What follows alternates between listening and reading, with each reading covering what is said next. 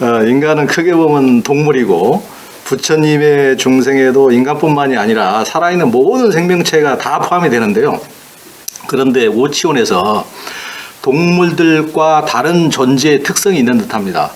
이제 이 교수님께서도 책에서 동물들 가령 소라면 한국 소든 미국 소든 중국 소든 배고프면 먹고 잠이면 자고 짝짓을 때가 되면 짝짓기를 하고 대동소이하게 살아가지만 인간이란 자기 자신은 어떤 존재가 될 것인지를 문제 삼고 어떤 생각을 가지고 어떻게 살 것인가를 문제 삼고 있다고 하셨습니다. 부처님께서는 오치원이라는 인간 존재의 존재 방식은 욕구가 근본이 되어서 욕구격에 나타난 것이라고 이제 설명하면서 욕구가 기본축이 되어 욕구를 중심으로 끊임없이 자기 존재를 취하는 인간 존재 방식이 오치원이라고 했는데요. 이런 설명이 하이데거의 현 존재의 존재 의미와 비슷하다고 보았습니다. 이에 대해서 좀 더 설명해 주시죠. 네. 이제 하이데거라는 그 실존 철학자인데 하이데거라는 사람이 현 존재라는 말을 이제 쓰면서 여기 있는 존재라는 뜻으로 이제 해요. 그러니까 우리는 어떤 존재를 시간적으로 구성되어 있는 어떤 실체라고 보는 게 아니라 지금 여기에 드러나 있는 자기 존재성.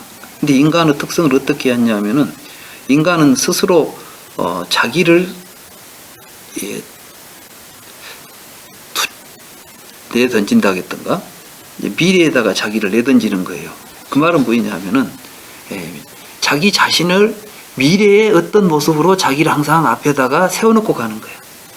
나는 무엇이 돼야 되겠다. 현존의 존재가 아니야. 현 존재는 끊임없이 또 자기를 앞으로 내던지는 존재예요. 그래서 이제 보면 어려서부터 우리는 나는 뭐가 돼야 되겠다, 뭘 해야 되겠다 이런 생각을 가지고 살잖아요. 그러면서 우리는 마치 이제 그것이 근데 이제 하이데거하고 이제 불교하고 차이점이 있어요. 하이데거는 현 존재가 그렇다는 이야기를 하고 있지만 이제 불교는 뭔 이야기를 하냐면 그것이 중생들의 삶의 구조니까 그걸 벗어나는 길을 보여주고 있어요. 이제 차이가 있죠. 네, 그래서 이제 사실은 실존 철학은 인간의 현재 우리 인류가 가지고 있는 실존하는 지금 있는 근데 그전에는 이제 인간이란 무엇인가 그래가지고 인간은 뭐 이성적 동물이다 뭐이다 이래가지고 인간을 하나의 개념으로서 정의하려고 했어요. 근데 이제 실존 철학은 그렇게 정의가 안 돼. 인간이 무슨 뭐 이성적 동물이고 합리적 동물이 무슨 보니까 다 저마다 실존의 특징은 뭐냐면 전부가 개인이에요. 전부 달라. 사람마다 달라. 그걸 이제 현대 실존 철학자들은 보기 시작했죠. 그래서 이제 실존을 분석하고 막 해보니까 이제 그놈들은 밤낮 죽음 앞에 서 있는 존재고 항상 고통스럽고 불안하고 그래서 이제 실존의 가장 큰 특징은 뭐냐 불안이다. 불안한 정조 막 이런 이야기 하잖아요. 그런 이야기를 한 사람들이 이제 뭐 하이데거를 비롯해서 사르트르 또 뭐 여러 있었잖아요 그 당시. 그래서 이제 나도 내가 이제 젊었을 때 20대에 이제 실존 철학에 대해서 관심을 가지고 하다 보니까 부처님은 오치원을 보니까 실존적 구조를 가지고 있더라고요. 부처님이 말씀하신 그래 고통의 존재인데 그래서 오치원을 부처님은 왜 이게 실존으로서 고통스러울밖에 없는가를 연기적으로 설명해 줬고 다른 철학자들은 그렇다 하더라만 봤지 그 구조를 근본적으로 분석해서 원인을 규명을 못했어요. 그래서 극복할 길도 실존을 이야기만 하지 실존을 초월하자는 이야기만 하지 어떻게 하면 된다는 답을 못 내놓고 있었던 거죠. 그래서 실존은 사실은 한 시대를 지나면서 지금은 뭐 실존 철학 이야기한 사람 별로 없잖아.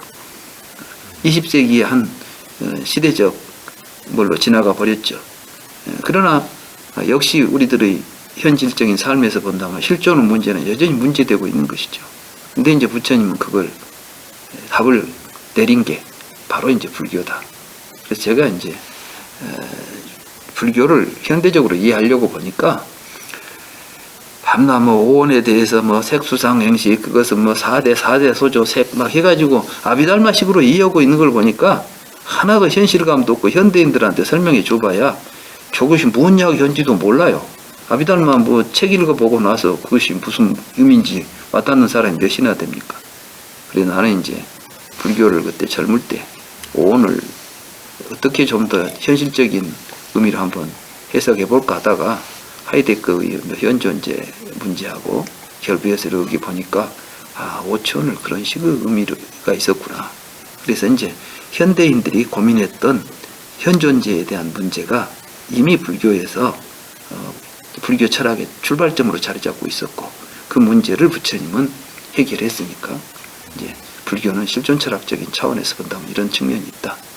근데 부처님의 깨달음의 세계가 워낙 심오해가지고 실존 철학으로만 볼 수가 없어. 또 요즘은 또 인지과학자들은 인지과학의 측면에서 보기도 하고 뭐 정신분석한 사람은 심리학적 측면에서 보기도 하고 마치 부처님이 한 주먹에 나뭇잎을 보여줬지만 사실은 부처님은 그 나뭇잎은 그 산에 있는 모든 나뭇잎과 연결되어 있기 때문에 우리가 이제 부처님 가르침을 이해하다 보면 우리가 가지고 있는 모든 지식을 다 동원해도 그 일부분도 이해하기가 어려울 정도로 부처님이 깨달은 연기법의 세계는 심오하다고 말할 수가 있습니다.